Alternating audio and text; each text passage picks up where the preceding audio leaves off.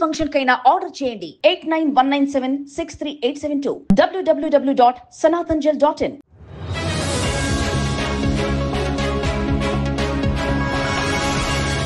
Hi hello welcome to 24/7 news TV. Anchor స్వేచ్ఛ మృతి కేసులో రోజుకో ట్విస్ట్ వెలుగులోకి వస్తుంది. తాజాగా పూర్ణచంద్రరావు భార్య ఒక వీడియో విడుదల చేశారు. అసలు ఈ వీడియోలో ఏముందంటే మొత్తం స్వేచ్ఛనే చేసింది, నా భర్తకు నాకు మధ్య స్వేచ్ఛనే గొడవలు పెట్టించిందంటూ ఆరోపణలు చేసింది. సో ఈ విషయాన్ని అన్నింటినీ ఎలా చూడాలనేది ఈ రోజు మనతో పాటు డిస్కస్ చేయడానికి సీనియర్ జర్నలిస్ట్ మధుసూదన్ గారు ఉన్నారు. ఆయనతో మాట్లాడదాం.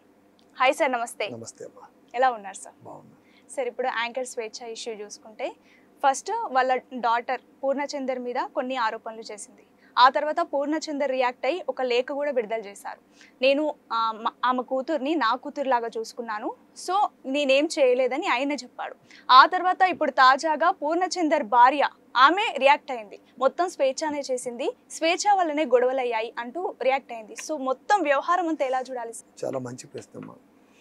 అయితే ఒకటి మనం గమనించాల్సింది, వ్యక్తులు వాళ్ళ చదువులు వాళ్ళ హోదా అని కాకుండా వ్యక్తులు వాళ్ళ మానసిక స్థితి వాళ్ళ ఎమోషన్స్ సంఘటనలు అంటే రెండు లేయర్స్గా చూడాలి. చాలా మటుకు సమాజం నిన్న మొన్నటి దాకా స్వేచ్ఛ ఆత్మహత్యని ఎలా చూసింది అంటే, అరే అంత పెద్ద జర్నలిస్టు, అంత పెద్ద న్యూస్ యాంకరు, జీవితాన్ని బాగా చదువుకున్న అమ్మాయి, బోల్డ్గా ఉన్న అమ్మాయి, అద్భుతంగా కెరీర్ మెయింటైన్ చేస్తున్న అమ్మాయి ఆత్మహత్య చేసుకునింది, ఇంత పిరికి చర్య ఎందుకు చేసుకునిందని కొంతమంది, మరికొంతమంది దీని వెనక ఎవరో హస్తం ఉంటుంది అని. ఆ తర్వాత మళ్ళీ పూర్ణచందర్ సీన్లోకి వచ్చాక ఆ వాడిని మాత్రం ఒక తమ్నైల్ చూశాను, నేను వెళ్ళిపోతున్నా వాడిని మాత్రం వదలొద్దు అని పూర్ణచందర్ బొమ్మ పెట్టి. ఎవరు చెప్పారు ఇవన్నీ? స్వేచ్ఛమని చెప్పి అనౌన్స్ చేసి పోనీ ఏమైనా డెత్ నోట్ ఏమైనా రాసిందా? ఏమీ లేదు. తను చనిపోయింది, తన జీవితం చాలించుకుంది. ఏ సంఘటన అయినా, ముఖ్యంగా ఒక ప్రమాదం కావచ్చు, ఒక ఆత్మహత్య కావచ్చు, ప్రతి మరణం కూడా మనకు కొన్ని పాఠాలు చెప్తుంది. మనం నేర్చుకోమా అనేటువంటిది సమాజానికి వదిలేసిన ప్రశ్న. But it will tell a lesson. స్వేచ్ఛ ఆత్మహత్య చెప్పేది ఏంటి? ఆమె విద్యావంతురాలు, నో డౌట్. ఆమె సమాజాన్ని అర్థం చేసుకున్న ఒక రచయిత్రి, నో డౌట్. ఆమె చాలా కవిత్వాలు రాశారు, నో డౌట్. అయితే ఆమె ఒక మేధావిగా ఉన్న జీవితం వేరు, ఆమె వ్యక్తిగత జీవితం వేరు అని ఈ రెండు పార్శ్వాలను ఆ ఆత్మహత్య మనకు చెప్పింది. అంటే నేను ఎంత చదువుకున్నా, నేను ఎంత రచయితనైనా, నేను ఎంత టీవీ యాంకర్ని అయినా, నేను సమాజంలో ఎంత మేధావిగా చలామణి అయినా, నా వ్యక్తిగత జీవితంలోన ల్యాప్సెస్ ఉన్నాయి. నా వ్యక్తిగత జీవితం ట్రామాలో నడిచింది. నా వ్యక్తిగత జీవితంలో కనిపించని విషాదం ఉంది. కొన్ని విధి వల్ల వచ్చినవి, కొన్ని స్వయంకృతంగా చేసుకున్నవి. ప్రతి ఒక్కరి జీవితంలో కూడా అన్నీ కూడా సందర్భాల వల్లనే జరుగుతాయని అనుకోవడానికి వీల్లేదు. కొన్ని మన వల్ల కూడా స్వయంకృతంగా కూడా కొన్ని ఉంటాయి. అది అపరాధం అని చెప్పను, అందుకే నేను స్వయంకృతం అంటున్నాను, కానీ స్వయంకృత అపరాధం అని నేను ఆ మాటను వాడట్లేదు. స్వయంకృతం తను చేసుకున్నవి కూడా. ముఖ్యంగా కొన్ని డెసిషన్స్ మనం తీసుకోవడం. ఓకే, ఆ డెసిషన్స్ తీసుకోవడంలోన సందర్భాలు ఎలాంటివి, సిచ్యువేషన్స్ ఎలాంటివి, ఆ సిచ్యువేషన్ క్రైసిస్ ఎలాంటిది, ఇవన్నీ లోతుపాతుల్లో వెళితే ఒక రకంగా చూస్తే తప్పు ఎవరిది కాదు అని లేయర్కి వెళ్ళిపోతాం.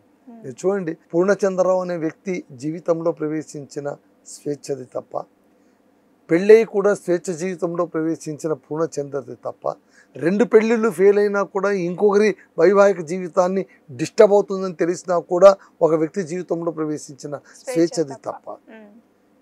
ఇలా మనం క్వశ్చన్ వేసుకుంటూ పోతే లేయర్స్ కింద పెడితే చివరికి ఎవరిది తప్పు కాదేమో, అంతా పరిస్థితుల ప్రభావమేమో మేము అనేవంటి ఆన్సర్ మనకు దొరుకుతుంది. కాబట్టి ఒక ఇన్సిడెంట్ ఆధారంగా ఎవరిని మనం జడ్జి చేయలేం. ఇవాళ మనం స్వేచ్ఛ ఆత్మహత్యను ఒక ప్యాథటిక్ ట్రాజడీగా ఖచ్చితంగా చూడాలి. ఎందుకంటే అద్భుతమైన జీవితాన్ని ఆమె అర్ధాంతరంగా ముగించుకునింది. బహుశా తన సమస్యకు పరిష్కారం చావే అనుకోవడం ఒక ఆలోచన ఉండొచ్చు. అంతటి ఆలోచనకు రావడానికి కారణం ఉసిగొలిపిన పరిస్థితులు కావచ్చు. మళ్ళీ చెప్పాలంటే ఆమె అమాయకంగా నమ్మిందో, లేదా ఆమెలో కూడా కొన్ని బలహీనతలు ఉన్నాయో, దేన్ని మనం జడ్జి చేయలేం. ఇప్పుడు పూర్ణచంద్రరావు గారితోన ఎందుకు రిలేషన్లో ఉంది, ఆ కో రిలేషన్కు, లివ్ ఇన్ రిలేషన్కు అర్థం ఏంటి, సహజీవనానికి అర్థం ఏంటి? సో ఆమె మొన్నటి దాకా ఆమె తల్లిదండ్రులు చెప్పింది ఏంటి, పూర్ణచంద్రరావుని విలన్ చేశారు. అవును. ఆ తర్వాత పూర్ణచంద్రరావు ఏం చేశాడు, ఒక లెటర్ రిలీజ్ చేయడం ద్వారా నేను విలన్ని కాదు, పరిస్థితులు ఇలా ఉన్నాయని ఎక్స్ప్లెయిన్ చేయడంలోన ఆయన ఇదయ్యాడు. సో 2 పెళ్ళిళ్ళు ఎలా ఫెయిల్ అయ్యాయో చెప్పి, అంటే ప్రతి ఒక్కరు కూడా తమను తాము జస్టిఫై చేసుకోవడానికే ప్రయత్నించారు. ఉద్యమాల దారిలో పడి కూతుర్ని వదిలేశారు, చిన్నప్పటి నుంచి కూతుర్ని పట్టించుకోలేదు, ఆమె అందరూ ఉన్న అనాథలాగానే పెరిగింది అని ఒక వాదన అయితే, అసలు స్వేచ్ఛ ఈ స్థితికి చెడిపోవడానికి కారణం వాడే వ్యామోహంలో పడేశాడు, వెంటపడేలా చేశాడు అని తల్లిదండ్రుల తరఫున వాళ్ళు వాదించడానికి ఒక కారణంగా నిలిచింది. మీరు చాలా జాగ్రత్తగా ఆలోచించండి. సంఘటన ఎంత ట్రికిష్గా ఉంది, ఎవరి వాదనలు వాళ్ళది కరెక్ట్. చివరికి ఎదుగుతున్న ఆ పిల్ల స్వేచ్ఛ కూతురు కూడా ఏమని చెప్పింది, అతనే అంత ఇది చేశాడు అలా ఇలా.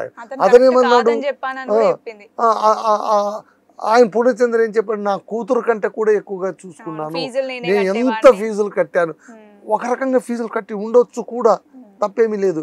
ఎందుకంటే టు ఇంప్రెస్ హర్, ఆమెను ఇంప్రెస్ చేయడానికి. అందులో ఆయన ధీరోదాత్తత, ఆయన త్యాగం ఏం లేదు. కూతురికి ఫీజు కట్టడం వెనక ఆయన త్యాగం ఏం లేదు. ఆయన చట్టబద్ధంగా పెళ్లి చేసుకుని ఈ మాట అని ఉంటే మనం ఒప్పుకోవాలి. ఆయన లివ్ ఇన్ రిలేషన్లో ఉన్నాడు, పెళ్లి చేసుకోలేనటువంటి ఒక స్థితిలో ఆయన ఉన్నాడు. సమాజమే కాదు, చట్టం కూడా ఒప్పుకోలేని స్థితిలో ఆయన ఉన్నాడు. ఎందుకంటే మొదటి భార్యతో ఆయనకు విడాకులు కాలేదు, అంతే కదా. విడాకులు కానప్పుడు చట్టబద్ధంగా ఎలా చేసుకోగలడు? ఆ టైంలోన వాళ్ళు రహస్యంగా ఉంటున్నటువంటి ఆ బంధానికి వాళ్ళు ఏదేదో పేరు పెట్టుకోవచ్చు, ఎలాగైనా లేబుల్ చేసుకోవచ్చు. ఆ వ్యామోహాన్ని గట్టిగా పట్టుకోవడానికి ఆయన కూతురికైనా ఖర్చు పెట్టిండొచ్చు, ఆమెకైనా ఖర్చు పెట్టిండొచ్చు. దాన్ని ఆయన గొప్పగడంగా ఆయన ఎలా అభివర్ణించుకున్నారంటే ఆయన సెల్ఫ్ జస్టిఫికేషన్. సో ఇక్కడ చూడండి, ఈ ఇన్సిడెంట్ను ఎవరికి వాళ్ళు జస్టిఫై చేశారు.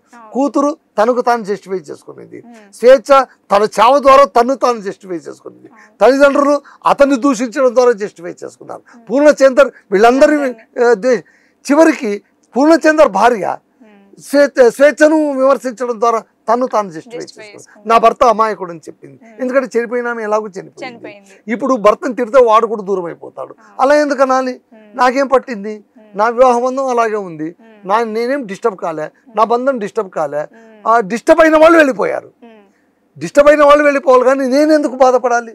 ఆ కూతురు అనింది, ఆ అమ్మాయి అనింది, కాబట్టి అమ్మాయిని టార్గెట్ చేస్తే చివరికి ఏమైపోయింది, ఆ కూతురు కూడా, చిన్న అమ్మాయి కూడా ఇందులో టార్గెటెడ్గా మారిపోయింది. మళ్ళీ ఎంత కాంప్లెక్సిటీ ఉంది చూడండి. అంటే సమాజం ఎంత సంకీర్ణంగా ఉంది అనడానికి ఈ ఇన్సిడెంట్ కారణం. ఈ ఒక్క ఇన్సిడెంట్ను మీరు సోషల్ మీడియాలో చూడొచ్చు, ఫేస్బుక్లోన ఎవరికి వాడు జడ్జిమెంట్లు ఇచ్చేస్తున్నారు. చనిపోయిన ఆమె వినదనే కదా, చనిపోయిన ఆమె చూడదనే కదా, చనిపోయిన ఆమె మాట్లాడలేదనేగా. మరి ఎంతవరకు కరెక్ట్ ఇది? పోయింది ఆమె చనిపోయింది, ఆమెకు ఒక సమాధానం దొరకకుండా ప్యాథటిక్గా ఆమె వెళ్ళిపోయింది.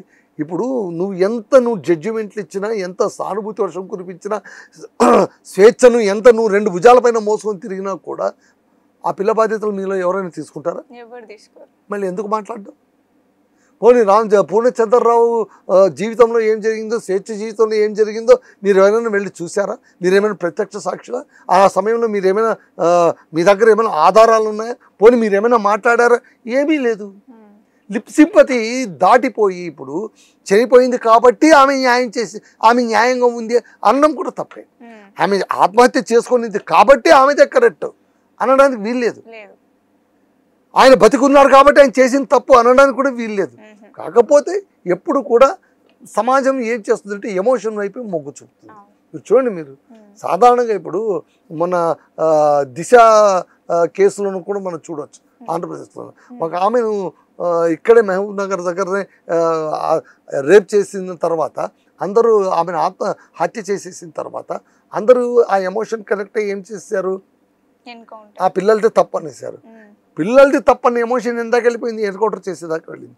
అంతకుముందు వరంగల్లోనే యాసిడ్ అటాక్ కూడా అలాగే జరిగింది. ప్రణవీనో ఏమో something, I don't know the name. అప్పుడు కూడా అంతే, ఎన్కౌంటర్ చేయాల్సి వచ్చేసింది.